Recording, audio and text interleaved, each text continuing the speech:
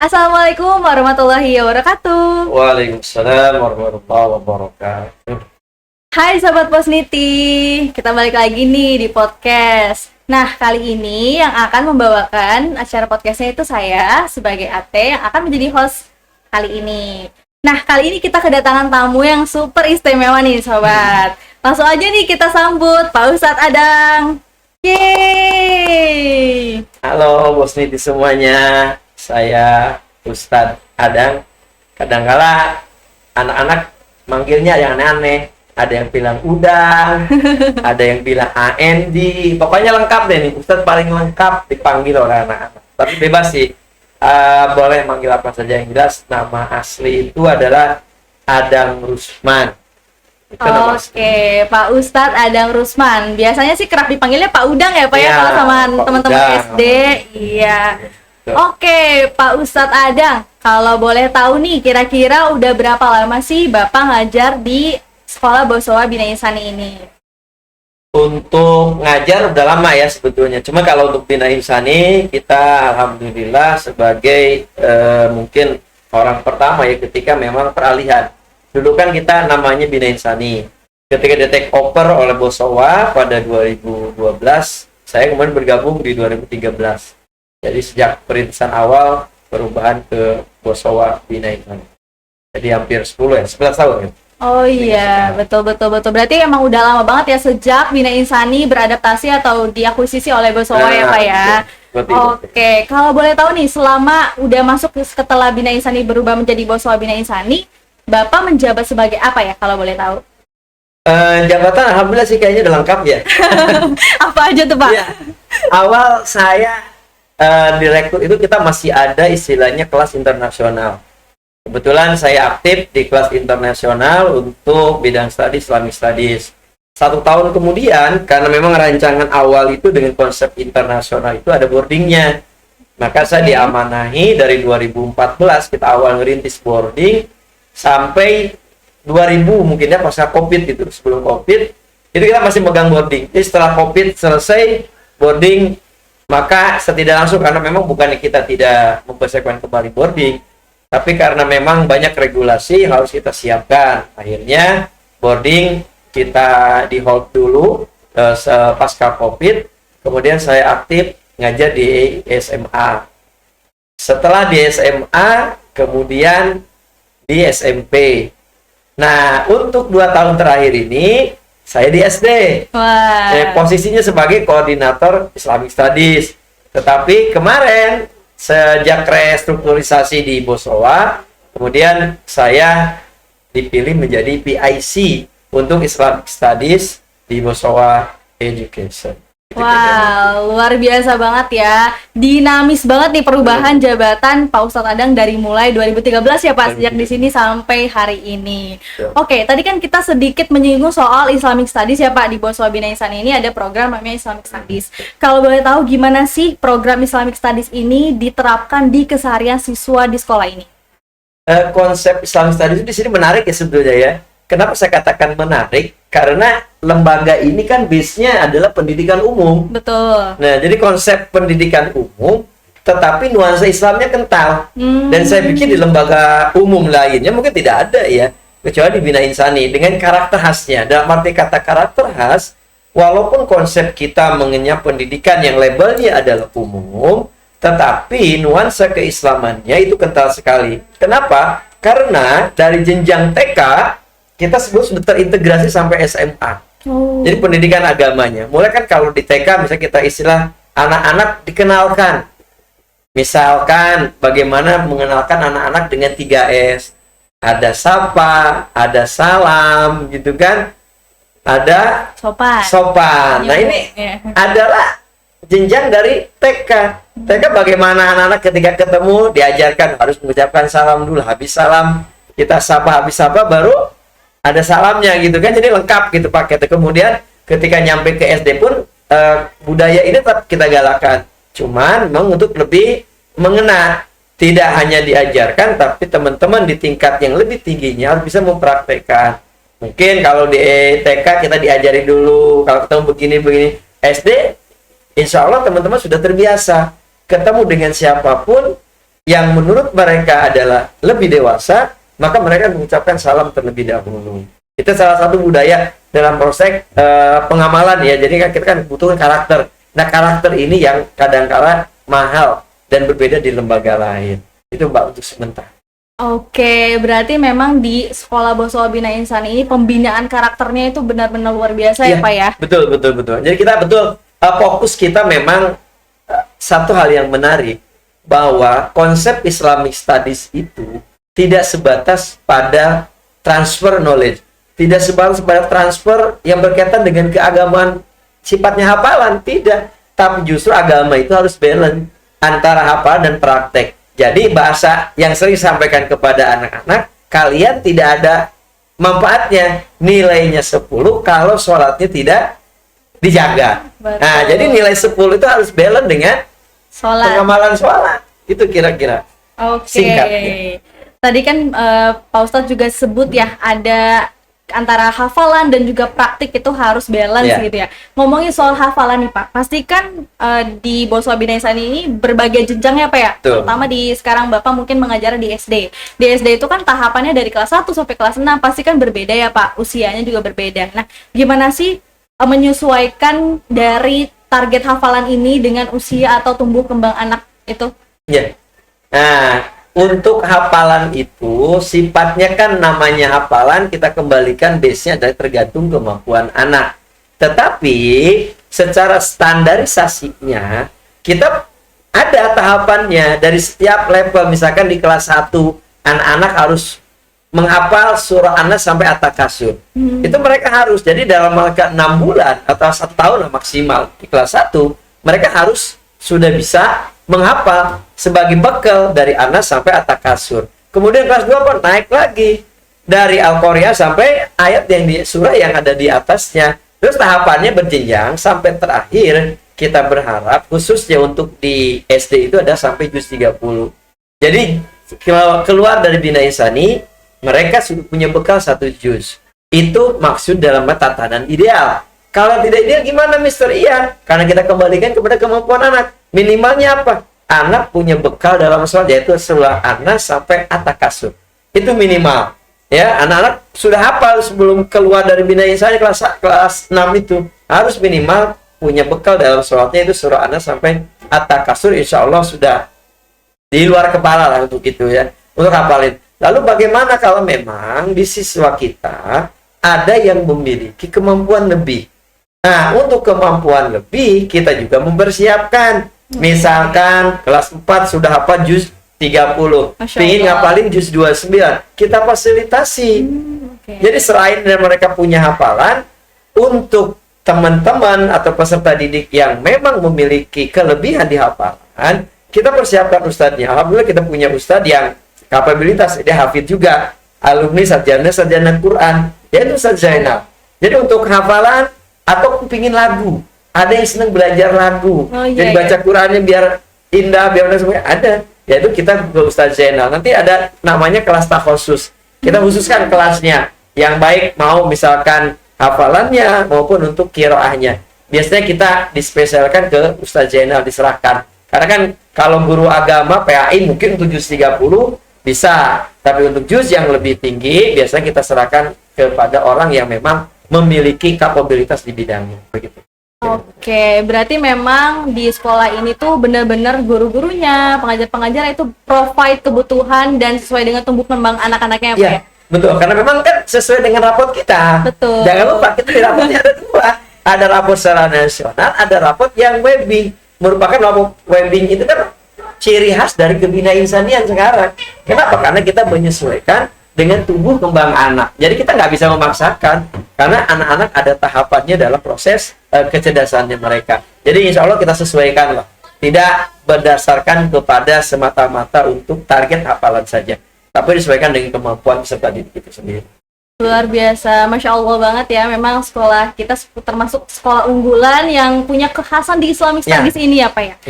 Oke, tadi kita udah sedikit ngebahas tentang program Islamic Studies di sekolah. Nah, kita sebentar lagi kan akan menyambut bulan suci Ramadan nih Pak ya, di bulan Februari mendatang. Kira-kira kalau boleh tahu nih, kegiatan khas Ramadan di Sekolah Boswa Bina Insani ini ada apa aja sih Pak? Iya, Ramadan ini kan menarik sebetulnya kan. Sebelum, kalau dulu ya ketika kita awal-awal ada apa istilahnya pergantian Menteri Pendidikan menjadi Dikdasmen dan beliau mengeluarkan himbauan untuk di bulan Ramadan pendidikannya difokuskan kepada pendidikan keagamaan. Sebetulnya untuk di kita di Bina itu sudah hal yang biasa, gitu ya. Kenapa? Karena setiap tahun ketika masuk bulan Ramadan, memang fokus kita pembelajarannya kepada keislaman. Bagaimana momentum Ramadan ini di tiap tahunnya ya kita pingin sebagaimana kita mengenal Ramadan sebagai Syahrul Quran, maka anak-anak kita arahkan untuk cinta kepada Al-Quran. Dan memang untuk tahun ini kita maksudnya di reschedule kegiatannya bahwa di tahun ini kita mulai seluruh pelajar di Bina Insani ketika masuk di bulan Ramadan di jam pertama itu semua baca Quran. Jadi kita udah ngambil berkahnya sebagai Syahrul Quran untuk saat ini ya, kita coba di tahun ini udah kita sepakati bersama seluruh pimpinan unit dan mulai dari TK, SD, SMP dan SMA di jam pertama itu kita coba semuanya ada untuk membaca Al-Quran. Setelah membaca Al-Quran, anak lalu disiapkan untuk proses kepada pendalaman ilmu-ilmu agama. Karena kita berada di bulan Ramadan, maka ada kajian berkaitan dengan kaifiah Ramadan itu sendiri. Baru poin yang ketiga, anak-anak diharapkan tadi pembelajaran tidak sebatas kepada transfer knowledge, tapi karakternya kita bentuk. Nah, anak-anak bagaimana nanti berinteraksi dengan Al-Quran, anak-anak bagaimana berinteraksi ya. Yang menarik di Ramadan ini kita ada berinteraksi dengan sosial. Apabila ada kegiatan yang kita tutup, memang yang rutin adalah yaitu tentang baksos. Nah, nanti anak-anak diarahkan bagaimana kita untuk bisa meringankan ataupun memberilah bingkisan kepada teman-teman ataupun saudara-saudara kita yang memang membutuhkan. Nanti insya Allah di setiap akhir kegiatan di bulan Ramadan, anak-anak akan mengumpulkan baksos yang disebut kita kenal baksos, nanti akan didistribusikan pada orang-orang yang membutuhkan. Begitu Multi kira-kira. Oke Pak, berarti memang ada nilai-nilai yang kita tanamkan ke anak-anak ya. Kalau di bulan suci Ramadan kita bukan cuma pembiasaan atau beribadah, tapi kita juga diajak untuk bersosialisasi, untuk memberi kepada sesama, seperti itu ya Pak ya? Ya, betul. Dan memang di akhir nanti anak teman-teman itu kan, Ramadan itu kan identik dengan Qiyamul Layl, Sairul Layl lah istilahnya dengan begadangnya ya. Iya. Nanti kita teman-teman itu ada satu dari tingkat SD ya mulainya ya, SD, SMP, dan SMA, kita ada nginep satu hari. Nah, kita anak-anak diajarin bagaimana Qiyamul Laylnya di bulan Ramadan. Ya. Selain tadi kita ada buka puasa bersama, kemudian ada sahur bersama juga, dan Qiyamul Layl. Jadi anak-anak memang kita coba untuk bisa mempraktekkan bagaimana mengambil momentum bulan Ramadan itu sendiri. Jadi anak-anak diajarkan untuk Qiyamul Laylnya. Gitu. Oke, berarti memang kita banyak banget kegiatannya dan udah pasti bermanfaat ya. Setiap kegiatan kita diskusikan, kita sesuaikan juga dengan memang ilmu dan juga nilai-nilai yang udah tertanam di Sekolah Boswa Bina Insani ini. Betul. Nah, pertanyaan berikutnya nih Pak, gimana kira-kira Islamic Studies ini, program ini bisa membentuk siswa bukan hanya cerdas saja, tapi juga berakhlak. Tadi kan sempat disinggung juga ya Pak, mungkin lebih ke arah ketika nanti selesai bersekolah nih Pak, pasti ke dunia yang mungkin lebih luas lagi gitu Pak. Ya, memang itu harapan idealnya ya. Kita coba teman-teman itu atau peserta didik di lingkungan kita, mulai dari TK kan kita punya tahapannya sendiri ya dengan target perkembangan. Tapi goal terakhir atau tujuan terakhirnya, ilmu yang udah mereka dapatkan bisa diimplementasikan. Misalkan yang sangat sederhana, misalkan ketika kita berbicara tentang sholat, jadi bukan sekedar dinilai pengetahuan tentang sholatnya bagus, tapi anak-anak betul-betul menjadi pribadi yang ngebutuhin sholat. Dalam arti kata, sholat udah nggak usah disuruh lagi. Betul. Udah dengan sendirinya. Jadi mereka kita senantiasa kita tanamkan, ketika azan berkumandang, itu semua aktivitas kegiatan berhenti. Ini kan salah satu pembiasaan kepada anak. Mungkin kalau di rumah masing-masing anak-anak dengar aja cuek aja, bentar nih. Nah, kalau kita nggak bisa. Ketika anak sudah mendengar azan, kita harus segera anak-anak itu diarahkan untuk menuju masjid. Biar terbiasa juga. Biar terbiasa. Karena yang kita butuhkan karakter di situ. Maka pembiasaan itu harus kita awal dari siapa ya? Dari kitanya. Karena punten ya, kadang-kadang kan kita salah kaprah. Anaknya pingin baik, anaknya pingin soleh, tapi kadang-kadang kitanya tidak soleh, kita tidak baik. Maka di sini guru-gurunya kita arahkan untuk bisa memberikan contoh, terutama untuk kelas-kelas bawah. Kelas bawah tuh nggak bisa diajarin anak tuh, tapi lebih banyaknya adalah dicontohin. Jadi ketika anak diarahkan ke masjid, maka dengan gurunya udah siap ke masjid. Jadi anak ikut ke masjid. Ketika di dalam masjid bagaimana? Udah kita siapin gurunya juga apa? Isi saf paling depan terlebih dahulu. Jadi mereka setelah ambil air wudhu, masuknya ke dalam masjid, lengkap diajarin dengan doanya. Setelah doanya, mereka lalu dibiasakan tahiyatul masjid. Tahiyatul masjid kalau memang sebelum ajan, kalau sudah ajan langsung ke qobliyah. Ikut kemudian rangkaian sholat. Selesai sholat, mereka juga tidak bisa langsung 3L. Apa 3L? Likum leos, nggak bisa. Selesai sholat, mereka harus zikir dulu. Selesai zikir sempurna, mereka juga nggak bisa kabur juga. Apa? Ada kegiatan ba'diyahnya. Semuanya ya dapat terpantau oleh guru-guru kita. Jadi ya insya Allah terakhir mereka dengan pembiasaan seperti itu nanti melekat dalam diri jadi budaya. Kalau sudah jadi budaya, insya Allah orang tua di rumah nggak bisa nyuruh anak sholat. Kenapa? Akan terbiasa mereka dengan sholatnya. Seperti ini juga harapan kita memang Islam itu seperti saya bilang di awal tidak sekedar untuk dipelajari, tidak sekedar untuk dihafal, tapi anak-anak diharapkan untuk bisa mengaplikasikan dari setiap nilai pembelajaran yang kita sampaikan. Begitu kira-kira. Masya Allah, berarti memang bukan hanya sholat aja, tapi bahkan sunnah-sunnahnya juga, Pak. Zikirnya juga, ngajinya juga, bahkan sampai kegiatan-kegiatan atau akhlak kesehariannya juga ya, Pak ya. Alhamdulillah, karena kan di zaman sekarang ini banyak ya, Pak, kalau saya lihat ya, di tren-tren sosial media itu kayak misalnya nih, ada orang sholat malah jadi kelihatannya aneh, karena sendirian gitu, Pak. Ketika kita pergi ke tempat-tempat umum juga, kayak masjid itu udah kayak susah ditemui gitu, Pak. Jadi itu yang mungkin harus dibiasakan ya, ketika mendengar azan langsung pergi ke masjid. Ya minimalnya itu ya, ketika itu menarik ya, ketika memang banyak di luaran, ketika teman-teman sholat itu masjidnya luas, tapi banyak imamnya gitu. Kenapa? Karena paling ada yang mau jadi imam gitu kan. Ini sendirian sholat, di sini sendirian pojok sini. Nah kalau di kita tidak, ketika anak masbuk, kita arahkan, kan di situ ada gurunya, di situ ada ustadznya, bisa kita arahkan, kamu masbuk ya, cari temanmu, harus berjamaah, dia tidak sendirian. Nah kalau kita kan kebanyakan di tempat lain begitu kan, di tempat lain, maksudnya ketika siswa masuk ke masjid, akhirnya sholatnya masing-masing, padahal datang ke masjid berjamaah gitu kan. Kalau di kita, insya Allah anak-anak diarahkan, kalau memang dia masbuk, maka harus salah satu dari mereka menjadi imam. Jadi satu pembelajaran juga mereka untuk tampil ke muka, ya untuk tampil berani lah, minimal dimulai dari jadi imam. Gitu, betul, Masya Allah. Berarti memang siswa-siswa di sekolah Boswa Bina Insani ini kita diajarkan untuk terus disiplin dan konsisten ya Pak dalam setiap kesehariannya itu, termasuk mau di bidang keagamaan ataupun di bidang lainnya, sosialnya juga. Oke Pak, mungkin ini jadi pertanyaan terakhir ya Pak. Sebagai guru sekaligus kan Bapak PIC dari Islamic Studies ya Pak ya. Harapan Bapak dari program ini dalam membentuk generasi soleh dan solehah bagaimana ya Pak? Iya. Harapan kita memang sebetulnya ya bukan harapan kita sebagai seorang pendidik mungkin ya, tapi harapan dari orang tua mungkin yang ada di sana sebetulnya kan. Bahwasannya anak itu kan yang pertama adalah titipan. Jadi kita harus pahami bersama bahwa dalam menjaga titipan ini kita kadang-kala kan diberikan porsi yang berbeda satu sama lainnya. Ada anak yang istimewa, ada anak yang memang istimewa juga tanda kutip gitu kan. Semuanya itu kan hanya pandangan kita. Jadi pandangan kita, anak ini kayaknya begini deh. Enggak, pandangan Allah. Kalau pandangan Allah semuanya baik. Jadi kita semaksimal mungkin ketika kita ketemu dengan peserta didik, anak di kondisi apapun tetap kita harus nudon. Hari ini mereka begini, tapi what the next kita nggak akan tahu. Betul. Apa yang akan terjadi dengan mereka.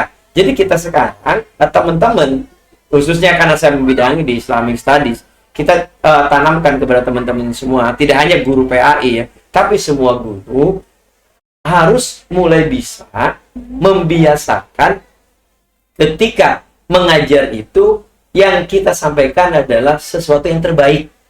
Jangan sampai masuk juga asal-asal, apalagi ngajar agama, kita masuk enggak. Kita harus ada persiapan yang matang. Betul. Nah, kedua, ketika kita udah mempersiapkan dan matang, ketemu dengan teman-teman peserta didik yang A, B, C, dan D tadi, tetap pandangan kita harus positif.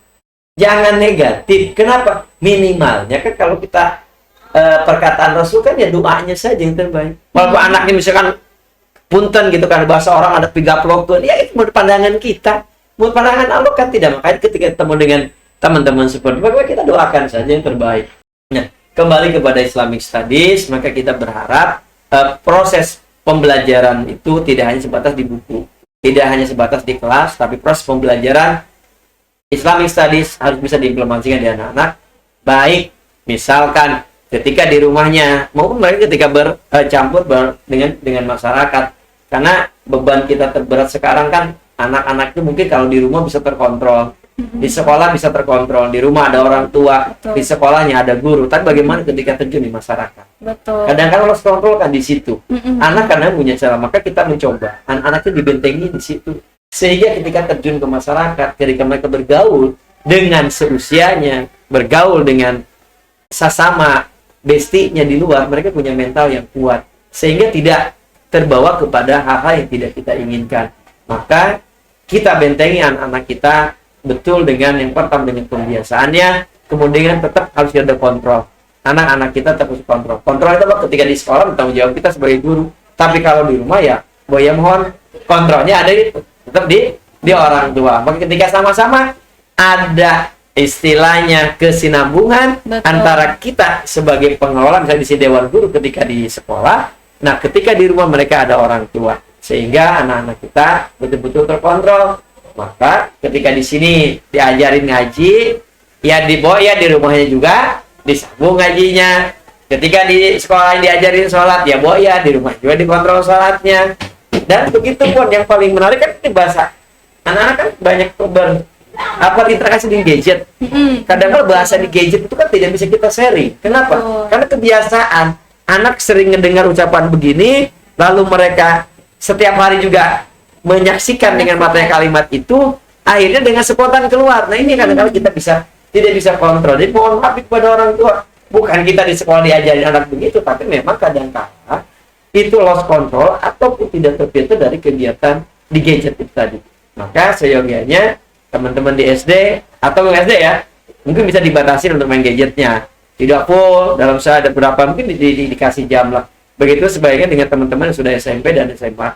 Kenapa? Karena kadang-kala gadget itu kan menjadi dua mata pisau gitu ya. Betul. Suatu sisi memang ada manfaatnya, tapi di sisi lain ketika kita lost banyak mudaratnya juga. Betul. Jadi kita berharap mudah-mudahan dengan pembelajaran masa Islamic Studies tadi, anak-anak bisa kita bentengi khususnya untuk memang menghadapi dunia nyata, sehingga mereka punya pegangan yang kuat dan akhirnya tidak mudah terjerumus ketika memang ketemu dengan dunia nyata. Kadang-kala kan dunia buku atau dunia pendidikan ini suka berbalik dengan dunia nyata. Nah ketika mereka dibekalin, insya Allah mereka sudah siap dan tetap istiqomah untuk menjaga nilai-nilai keislamannya. Jadi itu mau tanya kira-kira poin terakhirnya ya, anak-anak kita materi pembelajaran harus bisa diaplikasikan dalam kehidupannya. Nah kira-kira begitu. Masya Allah. Oke, udah sangat amat menjawab ya. Tadi dengan beberapa kita mendengar penjelasan bahwa bagaimana sekolah Buswa Bina Insani memang menerapkan pembiasaan keislamian dari program Islamic Studies sendiri itu juga. Nah Pak, boleh nggak nih kasih kata-kata singkat ke teman-teman Bosniti yang ada di kamera kalau Bapak lihat. Nah, untuk karena kan kita sebentar lagi mau menghadapi Ramadan ya Pak. Mungkin bisa dikasih patah kata atau pesan-pesan nih Pak, boleh banget. Ya. Baik, teman-teman Bosniti dimanapun berada, ya Ramadan sebentar lagi sudah, kalau bahasa sonon piata matilbab, sudah di depan mata. Maka apa yang harus kita lakukan? Satu, jadikan Ramadan tahun ini Ramadan terakhir Anda. Sehingga kalau namanya kita mau terakhir, harus nyiapin, harus memberikan yang terbaik. Jadi setiap musim Ramadan yang ini datang, jadikan Ramadan ini Ramadan terakhir buat kita semuanya, sehingga kita bisa memaksimalkan semua potensi yang Allah berikan itu untuk mencari keridhaan Allah.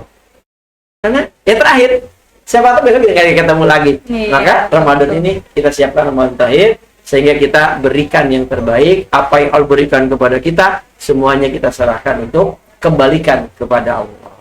Mudah-mudahan dengan keberkahannya Ramadan, kita dapat mendapatkan predikat yang Allah sampaikan di dalam Al-Quran, yaitu la'allakum tattaqun. Mudah-mudahan kita semuanya menjadi orang yang bertakwa.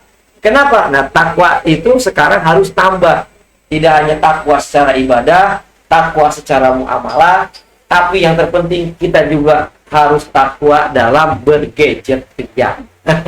Ya, kan banyak terjebak ini gadget takwa tapi gadgetnya nggak takwa. Ini scroll yang tidak baik. Nah, kalau semuanya menjadi takwa dalam bergadget pun kita mudah-mudahan bisa bertakwa juga. Begitu kira-kira. Masya Allah, amin amin ya rabbal alamin. Semoga harapan dari Pak Ustadz bisa diterapkan dan bisa diamalkan untuk teman-teman Bosnites semuanya. Baik, kalau gitu saya ucapkan terima kasih Bapak sudah datang ke podcast kita, dan terima kasih juga kepada teman-teman Bosniti yang sudah menonton. Sampai jumpa di konten podcast berikutnya. Assalamualaikum warahmatullahi wabarakatuh. Waalaikumsalam.